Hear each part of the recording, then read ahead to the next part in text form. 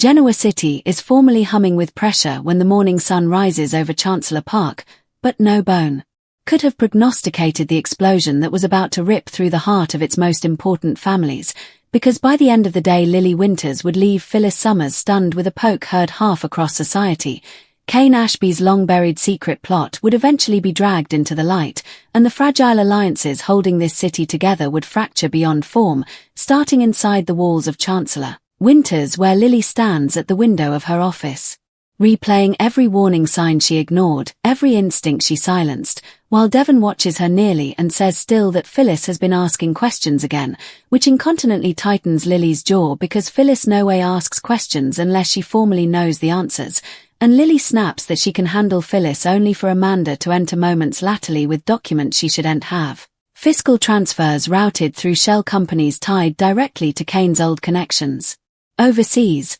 connections he swore he cut loose times ago. And suddenly the room feels too small, too hot, as Lily realizes this isn't just commercial sabotage but commodity deeply particular, commodity that reaches back into her marriage, her trust, her family, and before she can indeed reuse it, Phyllis storms into the office unannounced wearing that familiar trim smile and announces that she hopes she's not interposing but some veritably intriguing information just fell into her stage. Devon incontinently bristles and tells Phyllis this isn't the time, but Phyllis ignores him and locks eyes with Lily, saying she hates being the deliverer of bad news but some people in Genoa City earn to know when they're being played, and Lily coldly asks what game Phyllis thinks she's uncovered, to which Phyllis replies that Kane Ashby didn't just walk down from Chancellor Winters out of wounded pride like everyone believed. He was planning a hostile move from the Merc, manipulating stock, oohing internal data, and still situating himself to reclaim everything Lily erected,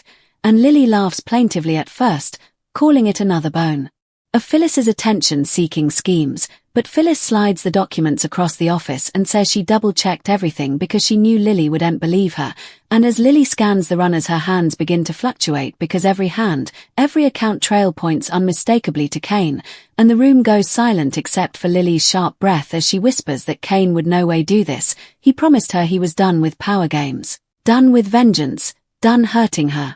And Phyllis fires back that Kane has always been good at saying what Lily needs to hear while doing whatever benefits him most, and that's when Lily eventually snaps, standing up so presto her president nearly tips over and crying that Phyllis doesn't get to rewrite her marriage or pretend she's some kind of idol, criminating Phyllis of exploiting this situation for her own gain like she always does. And Phyllis shoots back that Lily can detest her all she wants but the verity doesn't vanish just because it hurts, and before anyone can stop her Lily raises her hand and slaps Phyllis hard across the face, the sound echoing through the office as Devon and Amanda rustle, Phyllis stumbling back in shock, her hand flying to her impertinence as unbelief cataracts her eyes, and for a moment time freezes because Lily Winters has always been controlled, composed, stayed. And this raw eruption of pain and rage exposes just how deep Kane's treason cuts, and Phyllis sluggishly straightens, her expression shifting from stupefied to dangerously calm as she says in a low voice that Lily can hit her all she wants but it won't change what Kane did, advising her that Kane's plot is formally unraveling and the fallout will be brutal, and also she leaves without another word, heels clicking like a ticking lemon, while Lily collapses into her president fighting gashes she refuses to let fall in front of anyone. Devon still saying that Kane has crossed a line he may no way recover from, and Amanda adds that fairly this could destroy him if they pursue it, but Lily slightly hears them because her mind is formally replaying every moment she defended Kane, every time she chose him over her own dubieties, and across city at the Grand Phoenix Kane sits alone in his suite gaping at his phone, knowing this moment was coming, because Victor Newman has formally paid him a visit before, casually mentioning that secrets no way stay buried in Genoa City and advising Kane to prepare for consequences, and when Lily eventually confronts Kane latterly that autumn the air between them is thick with history and heartache as she demands to know how long he's been lying to her, shoving the documents at him and asking if any part of their conciliation was real, and Kane tries to explain, averring he only wanted influence, claiming he no way intended to hurt Lily, saying he was trying to cover what should have been his, but Lily laughs through gashes and tells him he didn't just betray her trust, he lowered her, used her name, her company, her heritage as cover for his scheme, and Kane reaches for her only for Lily to step back and say she doesn't fate the man standing in front of her presently. while away Phyllis relays everything to Jack Abbott, admitting that getting slighted wasn't exactly on her docket but she'd do it again because Kane demanded to be exposed. Jack warns her that Lily won't forgive this fluently, but Phyllis shrugs and says she didn't do it for remission, she did it because Genoa City deserves the verity, and as word spreads fleetly through Newman Enterprises, Chancellor Winters, and society, alliances begin to shift, whispers turning into allegations, Victor still pleased that Kane sensationalized his hand, while Billy Abbott sensations that Lily eventually let her feelings show. And by nightfall Lily stands alone on the deck of her extension overlooking the megacity she fought so hard to cover, realizing that Kane's secret plot didn't just shock Genoa City, it shattered her vision of safety, and as she whispers to herself that this is the last time Kane Ashby will ever hurt her, the camera pulls back on a city bracing for the coming surge of fallout, because in Genoa City the verity no way ends a story, it only sets the stage for the coming war. As night settles over Genoa City and the skyline glows with ambition and treason, the earthquake of Lily's poke ripples outward like a fault line eventually cracking beneath times of suppressed resentment, because by the time Lily returns home the silence is unsupportable, every room echoing with recollections of a marriage she formerly believed was erected on collective respect, and when she eventually breaks down it's alone in the dark, fists gripped, bruiting Kane's name like a curse rather than a comfort, while across city Kane paces his hostel suite replaying Lily's words over and over, knowing no reason will ever be enough, because deep down he understands that what hurts Lily most isn't the commercial manipulation or the secret accounts, it's the consummation that he formally again chose power over honesty. And when he receives a call from an overseas associate advising him that the authorities are formally smelling around his shell companies, Kane knows. Phyllis's exposure has accelerated everything, and meanwhile Phyllis herself nurses a glass of bourbon at the Grand Phoenix bar pretending she's perplexed but quailing every time her impertinence throbs, because Lily's poke wasn't just physical, it was emotional, a memorial that indeed when Phyllis tells the verity she still pays the price, and when Nick Newman approaches her asking what the hell she did this time, Phyllis snaps that she saved Lily from being destroyed by a man who no way stopped colluding, averring that if Lily hates her now that's fine because one day she'll understand, and Nick shakes his head knowing Genoa City well enough to fate that good intentions infrequently survive messy trueness, while the coming morning Chancellor Winters becomes a pressure cooker as Lily faces her administrative platoon, refusing to let her particular life ail the company but floundering to maintain control when questions about Kane's involvement start flying, and Devon backs her up forcefully stating that Kane has no authority or stake whatsoever, yet the damage is formally done because investors are nervous, challenges are circling, and whispers about Lily's judgment hang her credibility, and when Victor Newman processes Lily to Newman Enterprises under the guise of concern she knows exactly what he's doing, but she goes anyway, standing her ground as Victor casually remarks that treason is an occupational hazard in their world and suggests she should have heeded to her instincts sooner, which only energizes Lily's resoluteness as she coldly informs Victor that she'll not allow Kane's miscalculations to define her leadership, and Victor smirks, easily impressed despite himself, while away Billy Abbott corners Phyllis at society demanding to know why she didn't come to him first with the information, criminating her of enjoying the spectacle too much. And Phyllis fires back that Billy of all people should understand what it's like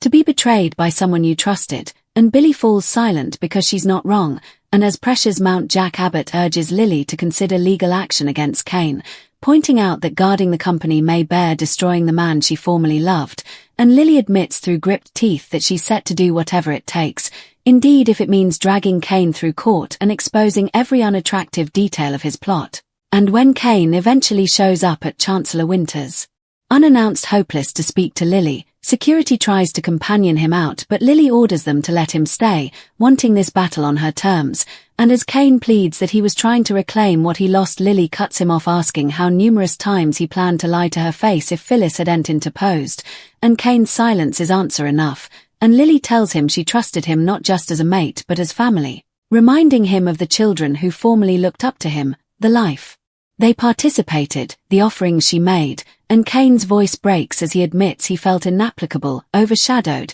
hysterical of fading into obscurity while Lily soared, confessing that resentment rotted until it twisted into strategy, and Lily listens with gashes streaming now because she eventually understands that Kane's topmost adversary was always his own instability, And she tells him still that love cannot survive secrets and control, and that whatever they had is over, and as Kane leaves broken and lowered, the camera cuts to Phyllis watching from a distance, knowing she played a part in this destruction, and latterly that day Lily confronts Phyllis intimately, the pressure thick as bank, and Phyllis incontinently braces for another poke, but rather Lily says she still hates how Phyllis handled it, still resents being blindsided, but admits through gritted teeth that Phyllis was right, and Phyllis exhales, confessing she no way wanted to hurt Lily, only to stop Kane before it was too late, and for a brief fragile moment there's collective understanding between two women infrequently on the same side. Yet peace is short-lived because news breaks that Kane's accounts have been firmed and an disquisition is underway, transferring shockwaves through Genoa City's nobility, and as Kane faces implicit arrest he makes one last hopeless move, reaching an old supporter willing to swear that Lily knew further than she's admitting, a taradiddle designed to drag her down with him, and when Lily hears about this treason she hardens fully, telling Devon and Amanda that Kane just declared war, and as the occasion heights Lily steps up to a press conference adjoined by her abettors, intimately denouncing Kane's conduct, asserting her innocence, and reclaiming her narrative, while Phyllis watches from the reverse knowing that Poke may have bring her a fellowship but burned Lily's strength, and as Genoa City rolls from the exposure of Kane Ashby's secret plot, alliances shatter, reports burn, and one verity becomes clear. Lily Winters is no longer guarding the history, she's fighting for her future, and the war is only beginning.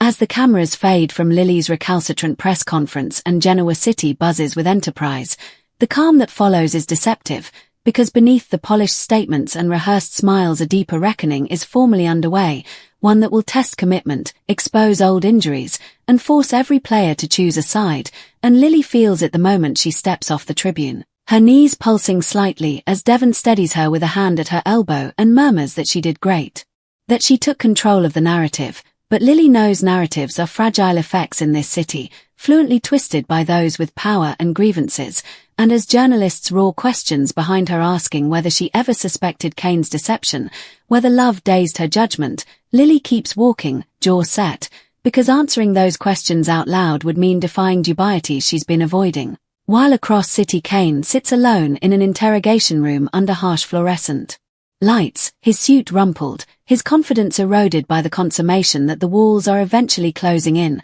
and when the investigator slides a print across the table showing Lily at the press conference and asks whether she told his fiscal opinions in any way, Kane's eyes darken as he hesitates just long enough to consider the nuclear option, the bone that could destroy Lily as contributory damage, and though he insists she knew nothing, the seed of treason has formally been planted because everyone in Genoa City understands that despair types lies, and meanwhile Phyllis is summoned to Newman Enterprises where Victor wastes no time felicitating her on stirring chaos, remarking dryly that exposure can be just as important as accession, and Phyllis bristles at the recrimination that she's simply a pawn, snapping that she didn't do this for Victor or his games, but Victor smiles deliberately and warns her that verity has consequences whether she likes it or not, especially when it destabilizes the request, and as Phyllis leaves she crosses paths with Lily in the elevator, the air thick with undetermined pressure, Lily thanking her again still but adding that trust will take time, and Phyllis nods accepting that distance is the price she'll pay, while Jack Abbott advises Lily latterly that autumn to shore up her abettors. Snappily because challengers will smell blood, and sure enough Billy Abbott is formally strategizing, suggesting a bold accession that could solidify Chancellor Winter's dominance, but Lily hesitates, knowing bold moves can look reckless when credibility is under scrutiny, and as she wrestles with that decision she receives a call from Kane's attorney requesting a private meeting, claiming Kane wants to set the record straight before effects helical further, and though every instinct screams not to go, Lily agrees, determined to face whatever verity remains, and when she arrives at the meager conference room Kane looks lower ever, stripped of bravado, his voice cracking as he admits he no way anticipated it to go this far, averring that his plan was influence, not destruction, and Lily listens without interruption until he finishes, also calmly tells him that intentions don't abolish impact, that every step he took was a choice, and when Kane begs her to intimately enfeeble for his character to alleviate sentencing, Lily shakes her head, saying she formally offered enough for him, and as she leaves, Kane eventually breaks down, realizing he's lost not just Lily but the interpretation of himself she formerly believed in, and news of Kane's possible plea deal spreads snappily, sparking debate across Genoa City's nobility about responsibility versus fidelity. While Mariah and Tessa bandy the fallout at Crimson Lights, Mariah expressing sympathy for Lily but admitting she's relieved the verity came out before further damage was done, and Tessa prodigies audibly whether love ever survives ambition in this city, and away Amanda reviews legal forms, discovering inconsistencies that suggest Kane wasn't acting alone, a disclosure that sends a bite through Lily because it means there may be another player still in the murk. And as Devon begins tracing digital vestiges, they uncover substantiation of a silent mate who served from Kane's manipulation, someone with access, influence, and motive, and Lily realizes the agony isn't over, it's evolving, and when she shares this with Phyllis, reluctantly asking for her help because Phyllis has a gift for smelling out secrets, Phyllis doesn't vacillate, saying she may be bruised but she's not out, and together they begin making together suggestions that point disturbingly close to home, entwining someone Lily trusted implicitly. And as pressure mounts, Victor still orchestrates his own moves, icing Newman Enterprises remains insulated while subtly situating himself to subsidize on any collapse, and Nick confronts him, criminating him of exploiting Lily's pain, but Victor counters that survival requires pragmatism, not saccharinity, and as night falls, Lily stands alone again on her deck watching the megacity palpitation with life, realizing that the poke heard around Genoa City was only the opening note of a far darker symphony, because Kane's exposed plot didn't just shatter her history, it uncorked trueness still buried, and as she whispers that she won't be anyone's collateral damage ever again, the camera lingers on her bent expression, promising that the war for control, verity, and redemption in Genoa City is far from over.